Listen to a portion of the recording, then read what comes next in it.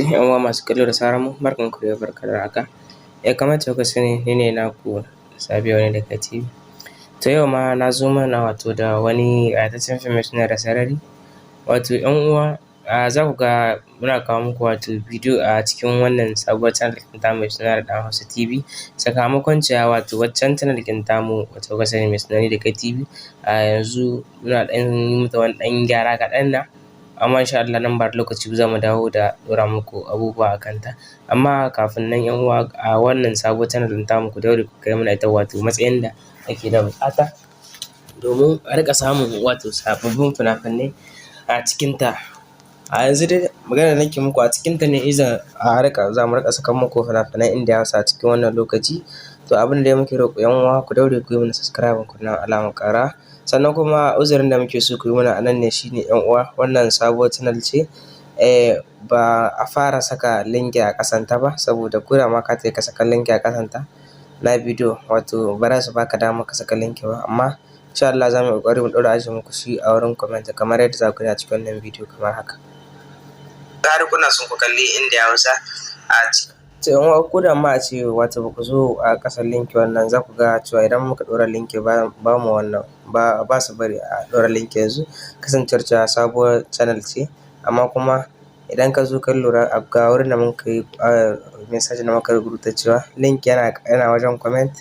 To kenan ɗan uwa idan ka zo za ka iya diba a wajen comment kamar haka za ka ga link ɗin a nan wajen comment, babu damuwa za mu ajiye muku link za ku abin nan. To abin da ya sa muke cewa ku daure ku bi mu daga farko har ƙarshe domin idan muka yi muku jawabi dalla-dalla to a lokacin ne za ku san yadda za ku samun makullan sirri da yanda kuma za ku ga yanda muka ajiye link ɗin insha Allah. Makullan sirrin da yake dai ba wasu masu yawa bane zan saka muku a cikin bidiyon insha Allah.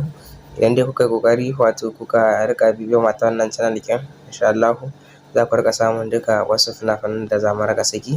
Kasancewar cewa waccan za mu ɗan dakatar da ɗora mata wasu fina-finai sai bayan mun ɗan yi mata wani gyara kenan insha Allah. Sannan kuma 'yan uwa kar ku manta akwai group na VIP wanda ake biyan kuɗi domin a saka mutum a ciki. Wannan group ɗin kamar yadda muke tallata muku group ne wanda sai ka biya kuɗi ake saka ka ciki, sannan za ka samu sababbin fina-finai a kowace rana. Za ka samu sababbin fina-finai za ka yi kallon su za ka sauke ba tare da ka saka makullan sirri ba. Idan dai kana buƙata to wannan lambar da kuke gani a cikin wannan bidiyo ga ta nan wannan lambar ita ce za ku ɗauka ku mana magana a ta Telegram ko kuma WhatsApp. Insha Allah ku bi mu a cikin bidiyon domin ku ga yadda za ku yi.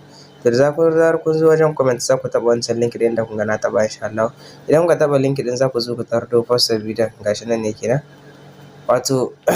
Amma za ku ga cewa wurin saka poster mun yi kuskure, ba wannan poster ne muka taya mu saka ba. To amma tunda mun riga mun yi kuskure duka za mu iya canza shi babu damuwa insha Allah. Amma dai almuhim fim ɗin za ku gani idan kun saka makullan sirri fim ɗin za ku gani a cikin YouTube to shi za ku gani a nan fim mai suna Sarari.